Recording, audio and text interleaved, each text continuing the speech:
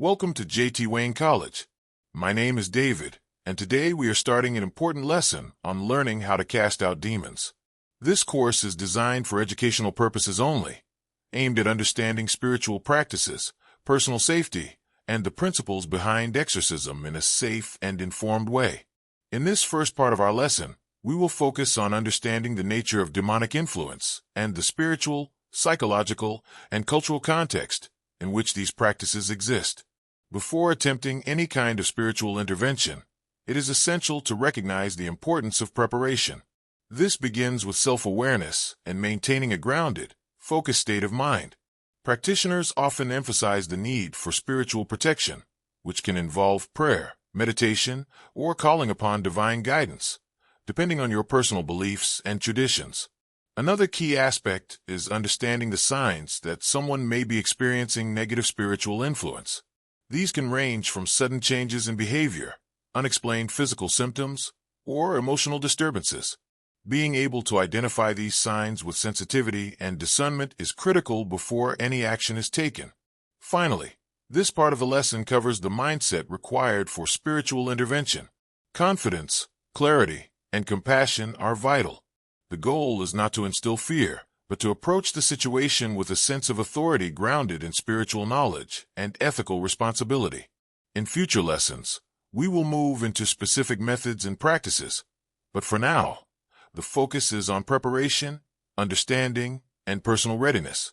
Before engaging in any form of intervention, it is crucial to establish clear limits for yourself and the person you are assisting. Spiritual boundaries help protect both the practitioner and the individual from potential harm and prevent interference from negative energies. This includes mentally and emotionally preparing yourself, creating a calm environment, and ensuring that your intentions are focused on healing and restoration rather than fear or confrontation. Another foundational element is the use of prayer, affirmations, or spiritual declarations. These are tools that many traditions employ to create a sense of protection and authority. The power of words, when combined with focused intent and faith, can be a strong component in spiritual work. For example, reciting protective prayers or affirmations can help to center your mind, reinforce your authority, and signal that negative influences are not welcome. Part of this preparation also involves understanding the importance of support. Spiritual intervention is rarely a solo practice. Guidance from experienced mentors, religious leaders, or spiritual communities can provide valuable insight and protection.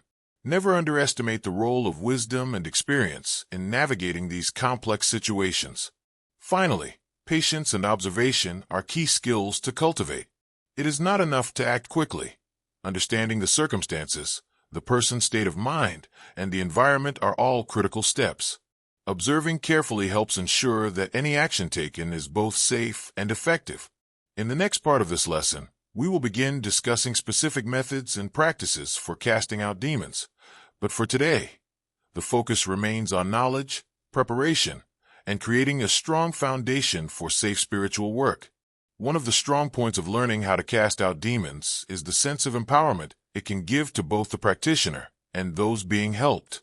When done properly, it can bring emotional relief, restore a sense of control, and help individuals reconnect with their spiritual strength. It also encourages self-discipline, focus, and a deeper understanding of spiritual principles. Another strong point is the ability to create a protective environment, reducing fear and anxiety for people who feel spiritually oppressed or overwhelmed. However, there are important disclaimers to consider. First, this practice should always be approached with caution and respect. It is not a form of entertainment or experimentation. Misuse or overconfidence can lead to psychological distress or dangerous situations, especially if underlying mental health conditions are present. Casting should never replace medical or psychological care. Additionally, results are not guaranteed, and experiences can vary widely depending on the individual, their beliefs, and the situation. Spiritual guidance, mentorship, and ethical responsibility are essential. To illustrate the process, here is a story. A young woman named Maria came to a local spiritual leader, troubled by repeated nightmares and feelings of oppression in her home. The leader first spent time observing and listening, establishing a safe, calm environment. Through guided prayer, affirmations, and careful spiritual work, Maria was gradually able to release fear and regain a sense of control. Over time, the negative influence seemed to diminish, leaving her with a renewed sense of peace and confidence. This story highlights the importance of preparation, patience, and ethical practice. Now, let's begin the basics of casting. The first step is always preparation. Grounding yourself. Sit quietly, breathe deeply, and center your thoughts. Focus on your intentions and maintain a calm, authoritative mindset. Creating a protective space. This could involve prayers, visualization of light or energy surrounding you and the individual, or using objects of faith that hold spiritual significance. Invoking guidance. Call upon divine, spiritual, or protective forces that align with your personal beliefs. This provides support and authority during the process. Addressing the influence. Speak directly, firmly, and respectfully to the entity or negative influence, setting clear boundaries and declaring that it must leave. This can be done verbally or through written prayers or affirmations. Closing and cleansing. After the casting, ensure that the space and individual are cleansed, whether through prayer, meditation, or symbolic gestures like burning incense or lighting candles. This seals the work and reinforces protection. These are the foundational steps. The key to safe and effective casting lies in preparation, intention, and respect for both the individual and the spiritual forces at work. In the next lesson, we will dive deeper into techniques, tools, and approaches for casting out negative influences in various spiritual traditions. Step 1. Prepare yourself. Find a quiet, comfortable space free from distractions. Sit or stand in a grounded position. Take deep, steady breaths. Clear your mind of fear or doubt. Focus on your intention to help, protect, and restore balance. If desired, spend a few minutes in meditation or prayer to center yourself. Step 2. Create a protective space. Visualize a sphere of light surrounding you and the person you are assisting. This light acts as a barrier against negative energy. Some traditions use candles, holy water, incense, or sacred objects to reinforce protection. Verbally or silently declare that only positive, protective energy may enter the space. Step 3. Call upon guidance. Invoke spiritual, divine, or protective forces that you personally trust. This could be God, angels, spirit guides, or any higher energy aligned with your beliefs. Ask for strength, clarity, and authority to perform the casting safely. Step 4. Identify the influence. Observe the signs of negative influence, such as fear, agitation, or recurring disturbances.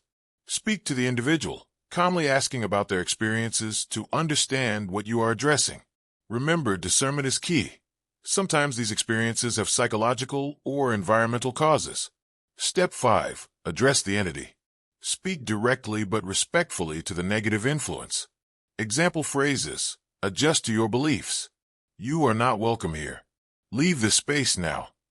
I command you to depart in the name of divine source. Maintain calm authority.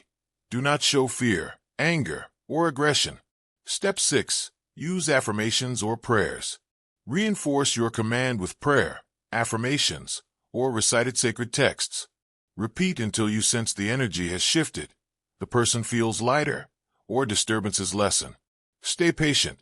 The process can take time, especially for deeply rooted influences. Step 7. Close the session. Thank the protective forces or spiritual guides you invoked. Seal the space with a final protective affirmation or visualization. Cleanse the area and individual if needed. This can be through prayer, meditation, or symbolic acts like sprinkling water, lighting incense, or envisioning a protective light remaining. Step 8. Follow-up. Encourage the individual to maintain spiritual protection in daily life through prayer, meditation, or positive routines. Remind them that ongoing support, guidance, and safe boundaries are key to preventing future disturbances. Reflect on your own experience. Journal or meditate to release any residual energy and maintain your own spiritual well-being. This step-by-step method emphasizes safety, clarity, and responsibility.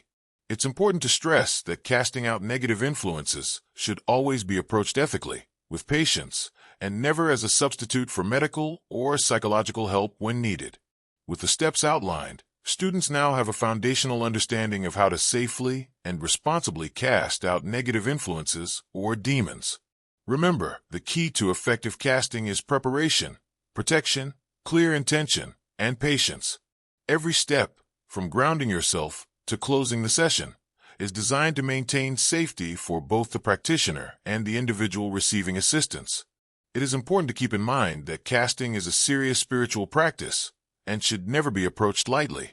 Respect, compassion, and ethical responsibility are the core principles that guide this work. With proper practice and guidance, casting can help restore balance, provide relief, and strengthen spiritual confidence. For students eager to learn more, J.T. Wayne College will issue Part 2 of this lesson, which will cover additional categories and methods of casting, including advanced techniques, tools, and approaches used in different spiritual traditions. Part 2 will expand your understanding and provide further practical guidance, ensuring that students are prepared to explore more complex spiritual work safely and effectively. Congratulations on completing Part 1 of this lesson. You have taken the first step toward understanding the principles, preparation, and practice of casting out negative influences. Continue your journey with J.T. Wayne College, where knowledge and spiritual growth go hand in hand.